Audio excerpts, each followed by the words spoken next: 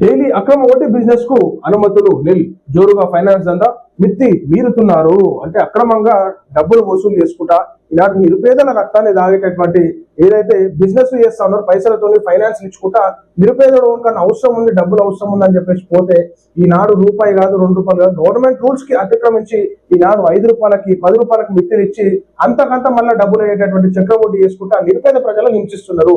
ఖచ్చితంగా ఉన్నటువంటి ఫైనాన్స్ దండగాల మీద ఈ పెద్ద దొంగలు వీళ్ళు, ఈ దొంగగాల మీద కేసు పెట్టాలి. ప్రజలారా మీరు ఎవరైనా మిత్తి తీసుకొని అక్రమంగా వడ్డీ వసూలు చేస్తే ఖచ్చితంగా కోర్టు దగ్గర పోయి అక్కడ సాక్ష్యాధారంతో అక్కడ పెట్టుర్రి.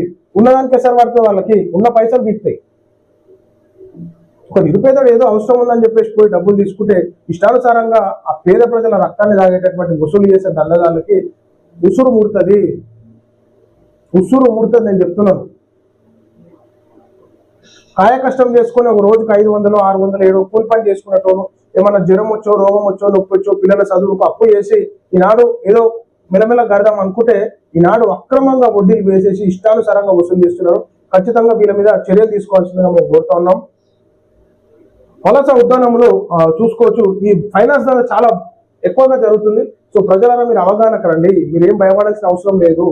ఈనాడు గవర్నమెంటే అప్పులు తీసుకుంటుంది, పేద ప్రజలు అప్పులు తీసుకోవడం తప్పులేదు. కానీ అది ఉన్నటువంటి రూల్స్ కి అతిక్రమించకుండా ₹1, ₹1.5 ఆ విధంగా వడ్డీలు ఉంటాయి. కానీ ఇష్టానుసారంగా ₹5, ₹10 ఎక్కడ ఉండే తిరిగి మీరే కేసు పెట్టుర్రి. ఉన్నదానికి కేసే పెడితే చక్కగా అవుతారు. అప్పుడు కాబోలి విధానము ఇక్కడ అమలు జరుగుతుంది. నాడు కాబోలి వారు, నేడు డైలీ మనీ బిజినెస్. అప్పుడు అనుమతులు లేవు, ఇప్పుడు తీర్చకపోతే దౌర్జన్యమే. అదే ఇక్కడ అమలు జరుగుతుంది. చిన్న షాపు బిజినెస్ కు అన్ని అనుమతులు ఉండాలి. డబ్బుతో అక్రమ వడ్డీ బిజినెస్ చేస్తే అధికారులు మౌనం ఎందుకు? డబ్బుతో వ్యాపారం చేస్తే రిజిస్ట్రేషన్ కోసం దరఖాస్తు చేసేవాలి. ఇక్కడ ఎలాంటి అనుమతులు లేవు. అక్రమ డైలీ కలెక్షన్ బిజినెస్ పై చర్యలు తీసుకోండి అంటూ ఈనాడు చూడరు. ప్రజల ఇబ్బందుల వల్ల ఈ అక్రమ ఈ దళారీ దందా మధ్యలో బ్రోకర్ గా ఉండి ఈ ఫైనాన్స్ దందా నడిపించుకుంటే ప్రజలు ఎట్లా హింసిస్తున్నారో ఖచ్చితంగా అధికారులు చర్యలు తీసుకోవాలి. ఉద్యాన ప్రాంతంలోని ప్రజల అవసరాలకు ఆసరాగా చేసుకుని నిత్యం డైలీ కలెక్షన్ అంటే అనే DC అనే పేరుతో ఇక్కడ అక్రమ వడ్డీ వ్యాపారం సాగుతుంది. వ్యాపారం చేయొద్దు అని ఎవరు అనడం లేదు. వ్యాపారం చేసేవారు ప్రభుత్వ నిబంధనలు పాటించాల్సిన అవసరం ఉంది. అలాంటి నిబంధనలు పాటించకుండా ఉద్యానంలో డైలీ DC అక్రమ వ్యాపారం సాగుతుంది. గతంలో ఇలాంటి వడ్డీ వ్యాపారం జరిగేది అదే కాబోలు. వాళ్ళు చేసే వడ్డీ వ్యాపారము పేరు మారింది. ఇప్పుడు DC అంటే డైలీ వసూలు వడ్డీ బిజినెస్ ఇక్కడ జరుగుతుంది. ఈ వ్యాపారం చేయాలంటే ఖచ్చితంగా సబ్ రిజిస్టర్ ఆఫీస్ లో అనుమతులు తీసుకోవాలి. అలాగే తహసీల్దార్, RDO వారి దగ్గర కూడా వ్యాపారం చేసే వారి పేర్లు నమోదు అయి ఉండాలి. ఈ నిబంధనలతో పాటు ఈ వ్యాపారం చేసేవారు అప్పు పత్రాలపై సంతకాలు చేయించుకోకూడదు.